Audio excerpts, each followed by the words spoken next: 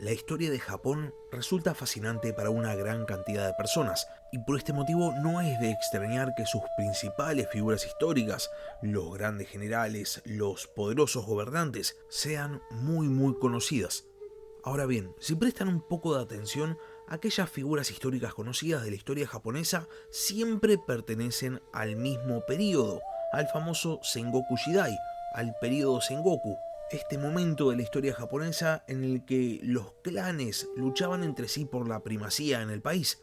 Y esto no es para nada una casualidad. Después de todo, a este periodo en el cual habitaban estas grandes y legendarias figuras históricas es al que llegan los primeros europeos que pisan Japón.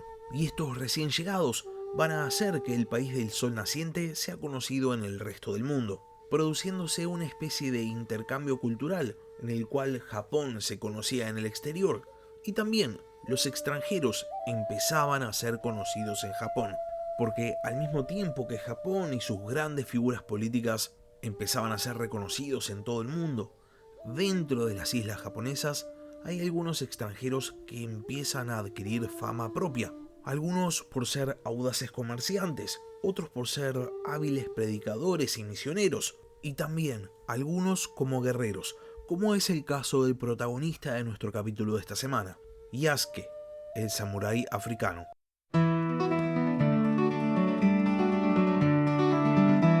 Hola a todos, sean bienvenidos al podcast de historia La Barba Roja de Barba Roja.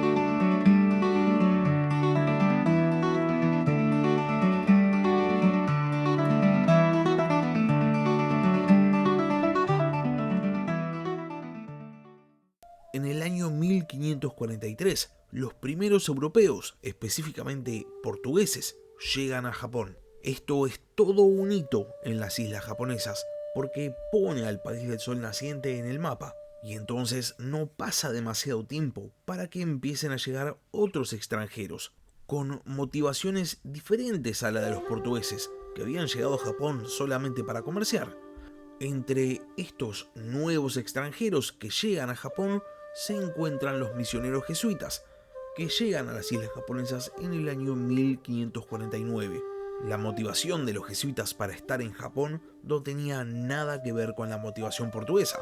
En vez de buscar un rédito económico, los jesuitas estaban buscando expandir su fe, y siguiendo entonces su misión, los jesuitas se mueven por todo el archipiélago nipón. Y no lo hacen solos, acompañándolos siempre había algún esclavo africano, algo que a los japoneses llamaba poderosamente la atención, porque hasta el momento nunca habían visto personas de tez oscura.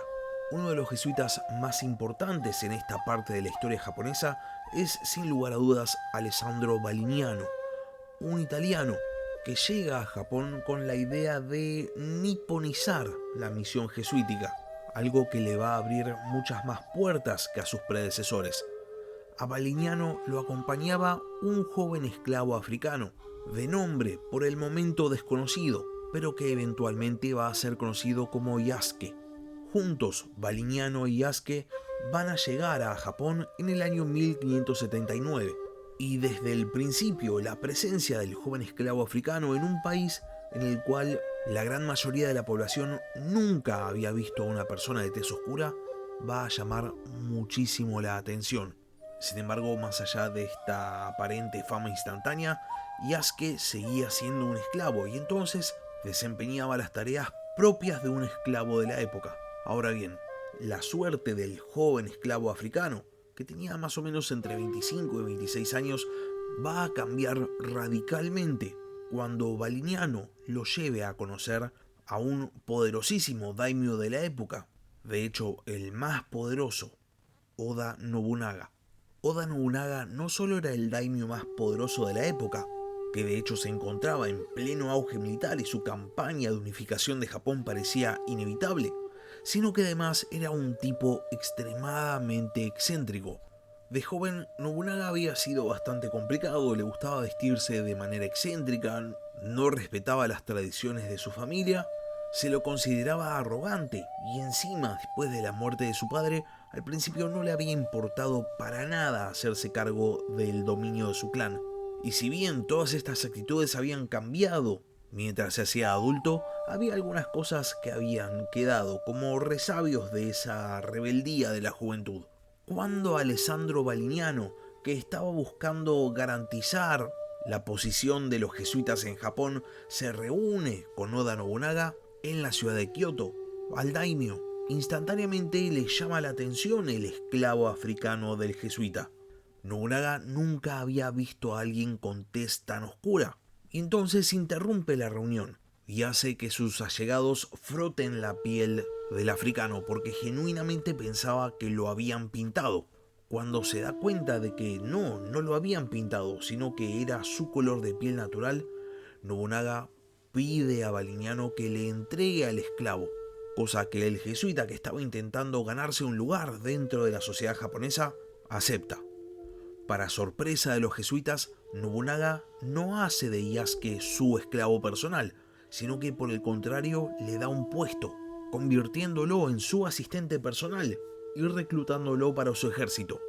Yasuke ahora era un hombre libre, y no solo eso, Oda Nobunaga le confiere a Yasuke una casa y un estipendio anual, y aparte le otorga la potestad de llevar 2 espadas, algo reservado solamente para la casta Bushi, es decir, para los guerreros, lo que transformaba a Yasuke en un samurái. La noticia de que Oda Nobunaga había contratado un nuevo asistente y que este era un hombre de piel muy oscura se expande rápidamente por la capital imperial, Kioto. Makoto Tsushiuchi, en su artículo titulado Historical Context of Black Studies in Japan, cuenta que al enterarse de la presencia de Yasuke en la capital imperial, la población de la ciudad se moviliza masivamente intentando ver, aunque sea de lejos, al samurái africano, generándose en el momento una enorme cantidad de disturbios. Tanto llamaba la atención a los japoneses de la época la presencia de una persona de tez oscura. Oda Nobunaga recibe aquello que estaba buscando, y entonces, a partir de la contratación de Yasuke, se paseaba por las calles de Kioto acompañado de su nuevo guardaespaldas, a sabiendas de que llamaba muchísimo la atención y de que esto aumentaba enormemente su prestigio como daimyo. A veces Yasuke ocupaba la función de portador de armas de Oda Nobunaga, una posición de enorme honor y prestigio reservada solamente para los samuráis.